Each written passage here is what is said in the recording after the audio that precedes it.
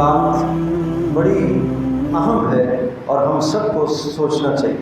قیامت کے دن یہ پوچھا جائے گا ہر آدمی سے، آپ نے دین پر عمل کیوں نہیں کیا؟ آپ نے قرآن پر عمل کیوں نہیں کیا؟ وہ آدمی کہے گا اس لیے نہیں کیا کہ میں جس جگہ رہتا تھا وہاں کے حالات ٹھیک نہیں تھے، وہاں اسلام پر عمل کرنا مشکل تھا، نماز پڑھنی مشکل تھی، روزہ رکھنا مشکل تھا، وہاں حکومتی سختیاں تھیں اور کفار کی طرف سے مخالفتیں تھیں اسلام کی، اس لیے میں اسلام پر عمل نہیں کر سکا۔ یہ عذر آئے گا، یہ عذر پیش کرے گا۔ اللہ کا جواب ہوگا الم تکن ارض اللہ واسعہ، کیا اللہ کی زمین کشادہ نہیں تھی؟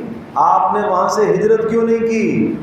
جس علاقے میں دین پر اسلام پر عمل کرنا ممکن نہیں ہے وہاں سے ہجرت کر جانا ضروری ہے، آپ ہجرت کر جاؤ، لیکن اسلام کے احکام کو آپ نہیں چھوڑ سکتے۔ تو پھر میرے عزیز دوستو، میں اور آپ جس ملک میں رہ رہے ہیں، کیا یہاں مشکل ہے؟ کیا سچ بولنا مشکل ہے؟ کیا نماز کا پابند ہونا مشکل ہے؟ کیا سود سے بچنا مشکل ہے؟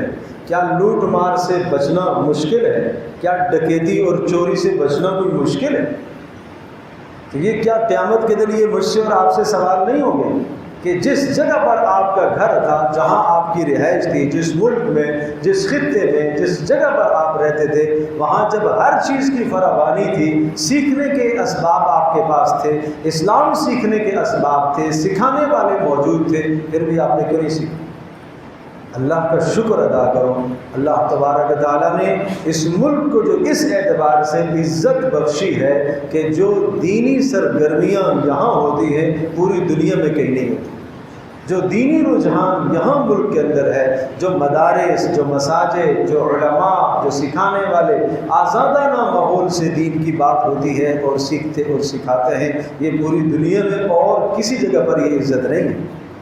اس لیے ہم سب کی ضرورت ہے کہ ہم سیکھیں، دین کی باتوں کو سیکھیں، احکام سیکھیں۔